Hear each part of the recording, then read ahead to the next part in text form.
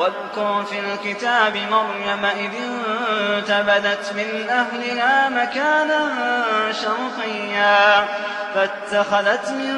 دونهم حجابا فأرسلنا إليها روحنا فتمثل لها بشرا سويا قالت إني أعوذ بالرحمن منك إن كنت تقيا قال إنما أنا رسول ربك لأهب لك غلاما زكيا قالت أنى يكون لي غلام ولم يمسسني بشر ولم أك بغيا قال كذلك قال ربك هو علي هين ولنجعله آية للناس ورحمة منا وكان أمرا مقضيا فحملته فانتبذت به مكانا قصيا فأجاءها المخاض إلى جذع النخلة قالت يا ليتني مت قبل هذا وكنت نسيا منسيا قالت يا ليتني مت قبل هذا وكنت نسيا منسيا فناداها من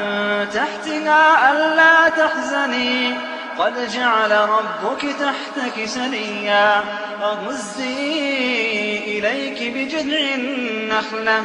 تساقط عليك رطبا جنيا فكلي واشربي وقري عينا فإما ترين من البشر أحدا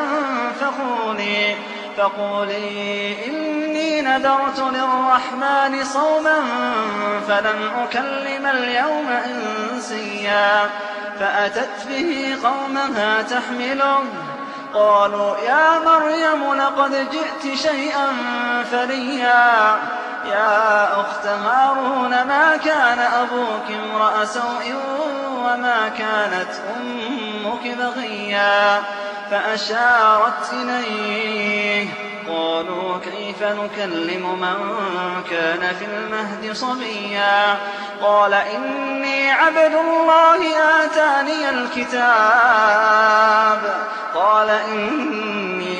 الله آتاني الكتاب وجعلني نبيا وجعلني مباركا أينما كنت وأوصاني بالصلاة والزكاة ما دمت حيا وبرا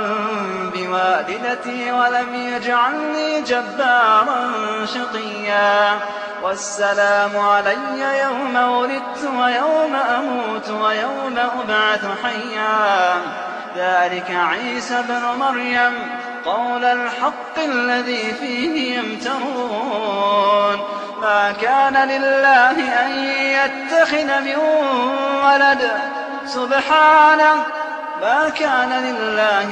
يتخذ من ولد سبحانه إذا قضى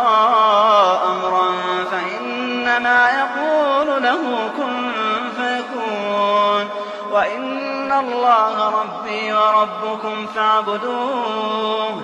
هذا صراط مستقيم فاختلف الأحزاب من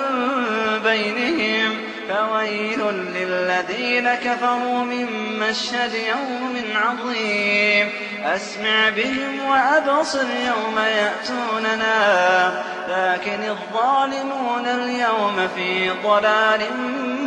مبين وأنذرهم يوم الحسرة إذ قضي الأمر وهم